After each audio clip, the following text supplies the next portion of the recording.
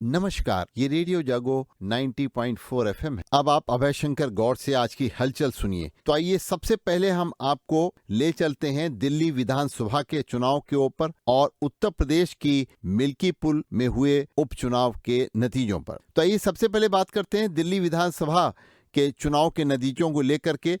तो दिल्ली में विधानसभा में इस बार 27 साल बाद भारतीय जनता पार्टी ने अपना परचम फहराया है और भारतीय जनता पार्टी को 50 से अधिक सीटें उसकी बढ़त लगातार बनी हुई है, जबकि आम आदमी पार्टी जो वहां सत्तासीन पार्टी थी उसको 20 सीटों पर अब तक संतोष करना पड़ रहा है। कांग्रेस को कोई भी सीट नहीं प्राप्त हुई है। दिल्ली की विधानसभा में हुए इस चुनाव में भारतीय जनता पार्टी को जो ऐतिहासिक विजय मिली है, इसको लेकर के प्रधानमंत्री नरेंद्र मोदी ने दिल्ली की जनता को बधाई दी है और कहा है यह जीत सुशासन की, विश्वास की जीत है। और उन्होंने भारतीय जनता पार्टी के कार्यकर्ताओं का मनोबल भी बढ़ाया है।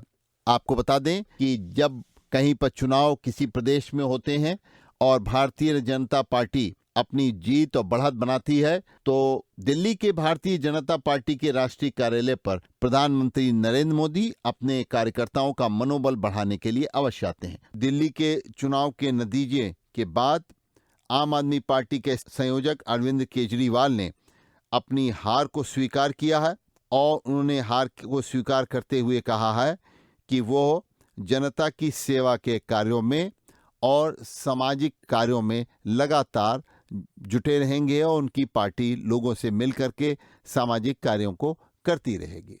तो आइए अब बात करते हैं मिल्कीपुर विधानसभा सीट को लेकर के। तो वहां पर भारतीय जनता पार्टी के चंद्रभानु पासवान ने इस बार अपना परचम फहराया है और 60,000 से अधिक वोटों से भारतीय जनता पार्टी को अयोध्या की मिल्कीपुर उपचुनाव में हुए सीट पर मिली हुई जीत से प्राप्त हुए हैं।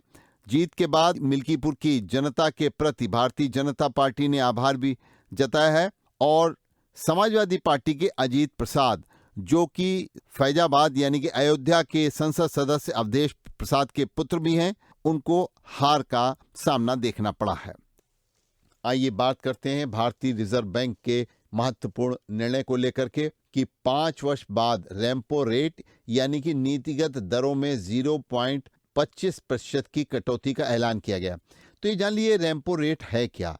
तो बैंकों को आरबीआई से सस्ती दर पर ऋण मिल सकेगा। इसका लाभ बैंकों द्वारा आम लोगों को दिया जाने जाएगा, जिसकी वजह से आवास, कार और व्यक्तिगत ऋण की दरों पर कमी भी दिखलाई पड़ेगी। तो ऐसी संभावना जताई जा रही है कि पुराने ऋणों की मासिक किस्त में भी कमी आ सकती है। तो आइए बात करते हैं आस्था के महासागर उत्तर प्रदेश के प्रयागराज में इस समय महाकुंभ हो रहा है। उसमें 40 करोड़ से ज्यादा लोग, अनुमान लगाया जा रहा है, उसमें उन्होंने अब तक डुबकी लगा ली है। तो एक बड़ी संख्या 36 दिन में स्नान करने वालों की 40 करोड़ का आंकड़ा पार कर गई है। अभी जबकि 19 दिन बाकी बचे हैं। महाशिवरात्रि पे अंतिम स्नान होगा और इससे पहले 12 फरवरी को माघी पूर्णिमा का स्नान होगा। तो श्रद्धालुओं के अभी भी आने का क्रम नहीं टूट रहा है, बल्कि ये ऐसा अनुमान लगाया जा रहा है पहले से अधिक कि 50 करोड़ से ज़्यादा लोग अब वहाँ पर आ सकते हैं।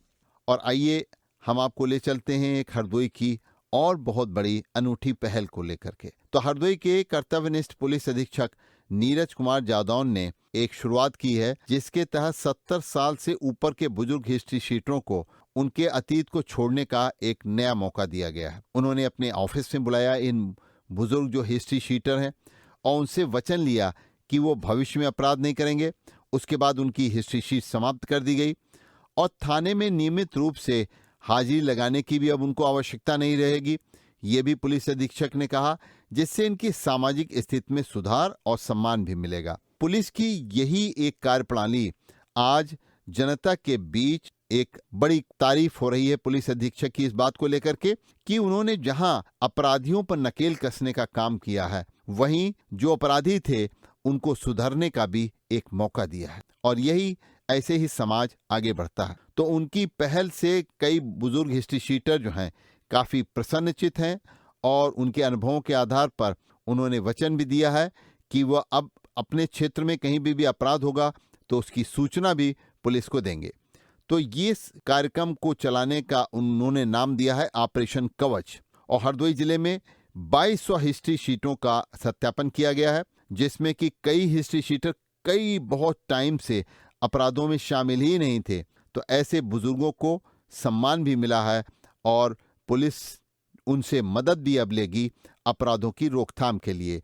एक नई दिशा में एक नया कदम पुलिस अधीक्षक हरदोई ने ये उठाया है। अभी आप सुन रहे थे अभय शंकर गौड़ से आज की हलचल। सुनते रहिए रेडियो जागो 90.4 FM।